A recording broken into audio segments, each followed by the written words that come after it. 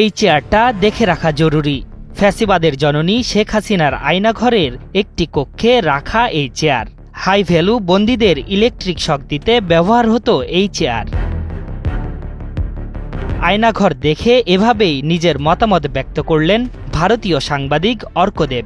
ভারতীয় গণমাধ্যম যখন একের পর এক অপপ্রচারে ব্যস্ত, তখন অর্কদেব তৈরি করলেন উদাহরণ। বুধবার অন্তর্বর্তীকালীন সরকারের প্রধান উপদেষ্টা ডক্টর মোহাম্মদ ইউনূস আয়নাঘর পরিদর্শন করেন। দেশি বিদেশি গণমাধ্যমের প্রতিনিধিরাও এ সময় সেখানে উপস্থিত ছিলেন। এ সময় পেশাগত দায়িত্ব পালনে সেখানে ছিলেন ভারতীয় গণমাধ্যম ইনস্ক্রিপ্ট সম্পাদক অর্কদেব।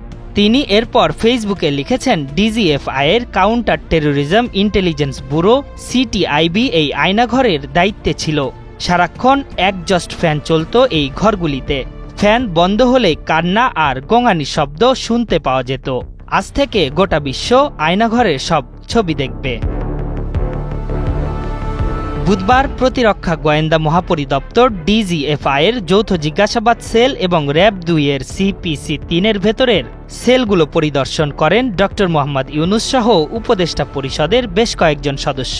এরপর তারা র্যাব সদর দপ্তরের টাস্ক ফোর্স ইন্টেলিজেন্স সেন্টারে যান। প্রধান উপদেষ্টার সাথে দেশের কয়েকটি গণমাধ্যমের প্রতিনিধি এবং ভুক্তভোগীদের কয়েকজন যোগ দেন। আয়নাঘর পরিদর্শন করে প্রধান উপদেষ্টা বলেন, গত সরকার আইএমএ জাহেলিয়াত যুগের একটি নমুনা প্রতিষ্ঠা করে গেছে। এ সময় তিনি জানান, এইসব এভিডেন্স সিলগালা করে রাখা হবে, যাতে বিচারিক কাজে প্রমাণ হিসেবে ব্যবহার করা যায়।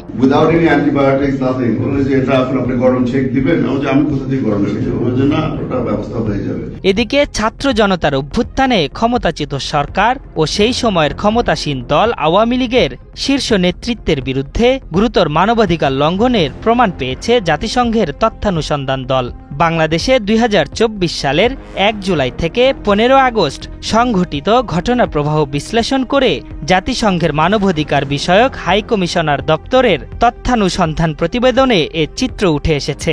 ১১৪ পৃষ্ঠার এ প্রতিবেদনে ওই সময়ের নৃশংসতা ও মানবতা বিরোধী অপরাধের জন্য বিগত সরকার ও শাসক দল আওয়ামী লীগকে সরাসরি দায়ী করা হয়েছে। আশরাফুল ইসলাম, একাত্তর।